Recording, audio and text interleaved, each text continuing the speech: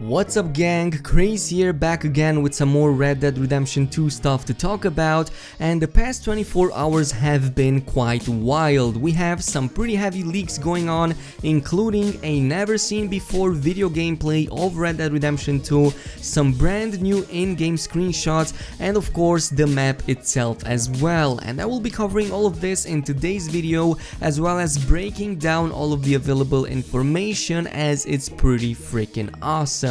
I won't be able to post any of said footage unfortunately, as it tends to get taken down quite fast, but I will provide the links in the description box if you want to go ahead and check them out if you didn't already. Nonetheless, there's absolutely no story spoilers in them, just random gameplay. So yeah, without wasting any more time, sit back, relax, make sure to leave a like on this video if you enjoy these, and let's get started. I will be starting things off with the video itself, which is 20 seconds long and contains some random gameplay, no spoilers as I've said, and it begins with Arthur on his horse with a wanted level on his head that reads interrogating. I will presume that this happened after killing a random person that can also be seen laying dead on the ground inside what seems to be either a small camp or an outpost. There are 3 law enforcement agents approaching him for questioning, which goes pretty similar to a scene we saw in the most recent gameplay trailers. At this point, nobody started shooting yet, and instead the lawmen are looking to interrogate first and shoot second. Soon after, the player gets off the horse, opens up the weapon wheel, and then starts shooting with a revolver from the right hand and a sawed-off shotgun from the left one directly into the nearest target. The first target, being so close to Arthur, immediately gets killed by the huge burst of bullets, and the bullets even manage to pierce its body, taking down the one behind it in the process. This happens in a fraction of a second, with the third and final target following soon with a kill cam very similar to the one in Max Payne 3. Afterwards, the footage pretty much ends with a bounty of $185 on Arthur's head, as well as the enemy horses scattered out in fear. And that's pretty much like the gist of it. There's of course a lot of tiny details I'm going to break down, and a few key points I want to go over here are in regards to the weapon wheel, the AI behavior, the weapons themselves, as well as Arthur and his horse. And starting things with Arthur himself, he is wearing what seems to be quite an expensive and well-crafted outfit with a brown and black long coat, a leather hat, black pants, and from the looks of it, he also seems to be very well groomed, having a well-kept beard as well as shorter hairstyle. The horse also appears to be quite outfitted itself, and right before getting off of it, Arthur can be seen patting it on the side in order to calm it down.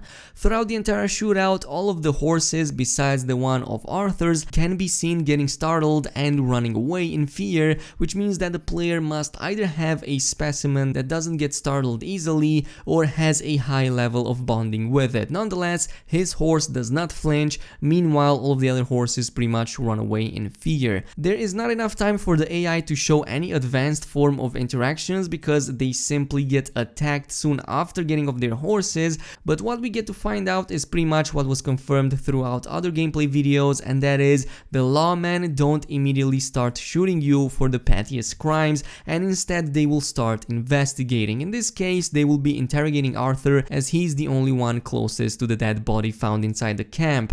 Moving on to the weapon wheel, it behaves very similarly to the one we know from GTA 5 or the previous Red Dead Redemption. It slows down time, it adds up a blur and decolorize effect to the background, and inside of it we can see the weapons that Arthur has upon himself visually. Going clockwise on the wheel, we have the Cattleman revolver in the inventory, the bare hands option, a knife, a rifle, the lasso, a bow, and finally the sawed-off shotgun.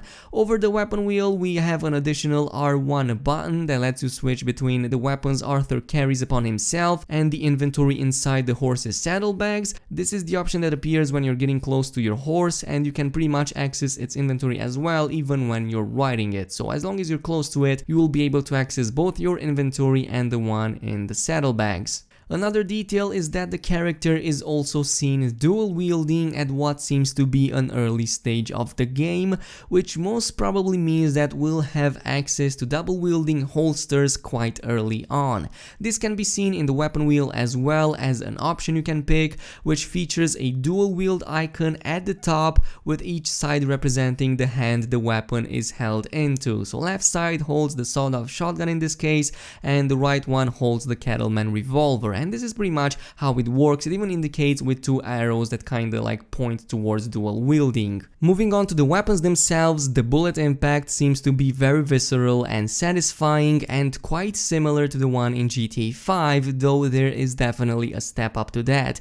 Even the ragdoll physics are quite similar to it, but I will add that the last guy that falls down does so in a very realistic manner, much more so than the capabilities of the previous games, and this is most probably because of the game engine being used, which I have heard is a combination between the Rage engine from GTA 5 and the previous Euphoria physics engine we had before of that game, so it kinda makes sense. I mean, even the last guy that falls down, he tumbles on the ground, hits some boxes and then immediately bounces upon them, which I find to be very cinematic, I might add. What's most striking here is that the bullets themselves seem to be very good at piercing through bodies, and in this video we get to learn that you can kill multiple targets at the same time if they happen to stay one behind another. As you will shoot one of the first targets, the bullets will pierce its bodies, immediately lodge into the second one and kill the second one in the process as well. So it's all pretty interesting. I'm really curious if any piercing bullets have been used in here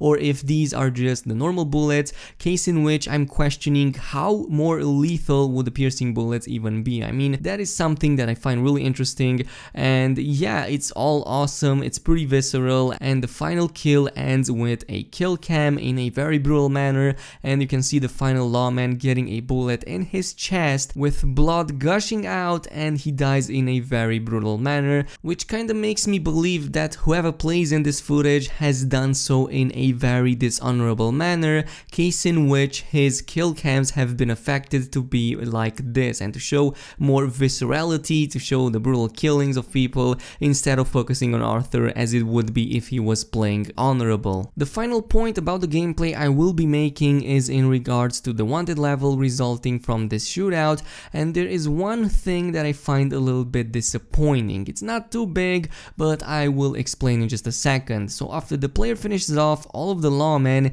he still ends up with a bounty of $185 on his head. But the shootout happened in the middle of nowhere with all of the available witnesses pretty much getting killed, and there's nobody else to witness the crime, which begs the question, how would anybody know that Arthur was the one who committed all of these crimes? It's a little bit immersion breaking for me, but it's not that big of a deal. This has happened in the previous Red Dead Redemption 2 as well, and I guess it makes sense for balancing reasons. I mean, if you kill all of the available persons around you, then it wouldn't make sense for you to walk scot free. So yeah, it makes sense from a balancing point of view, and I just wanted to mention it. But moving on to the next piece of information we have at hand, this is in regards to the map that was leaked yesterday, and from the looks of it, it perfectly fits the one that was leaked a few years back. And even if you put them on top of each other, which I'm pretty sure somebody already did so, you can see they pretty much fit. Unfortunately though, it seems that the picture we have is pretty much covered mostly with fog,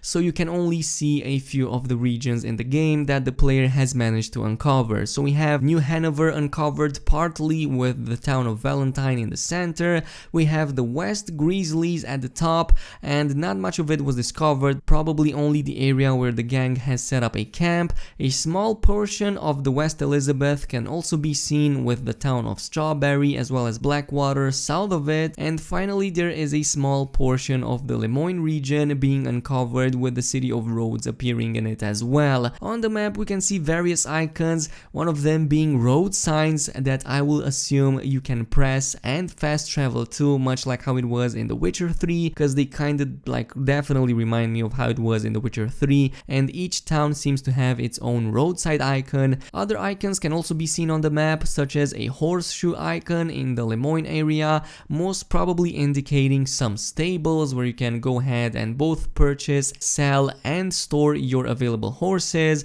There are some other icons with some strange circle in them, though the picture that I have at hand is pretty low resolution, so I can't really make out the details. It might be the general store, but I might be wrong on this one. Finally, the map also indicates a region in which the character has a bounty of $172 on their head, and I will assume this will appear over whatever region or state you are in. One final point that I want to make is a yellow icon with the letter A appearing on it, and this is most probably another gang member, probably indicating some side mission or even a main mission. So all in all, this is most of the information we have. We also have another screenshot of Arthur fighting somebody barehanded, and he is fully covered in mud, way beyond what we have seen so far in any of the footage available, and it seems you can get some pretty thick mud on your clothes, on your face, on your body. It gets pretty wild. It definitely slows you down. It looks pretty disgusting because it like also dries up and it makes you look very filthy, and I'm really curious to see what types of comments citizens will have about you upon doing so. There is also a screenshot out there with some NPCs dancing around the campfire. It looks pretty interesting, and from the looks of it, Arthur is pretty drunk when this picture was taken, as the vision is very blurry, and it's the similar effect you see in other games when the characters get drunk. But yeah, this is pretty much all of the available information we have at hand. Of course, there are a lot of tiny details we can go over, and I'll urge you to go ahead and check it out if you didn't already. But again, we have a few more days until the game fully launches, so look forward to that. I will be posting gameplay videos of this, a playthrough, a lot of guides, and I will be also live streaming this event when it launches. I hope to see you guys then, but in the meantime, a like and a subscribe would be super appreciated. Also, don't forget to activate the notification button, and I will see you guys in the next one.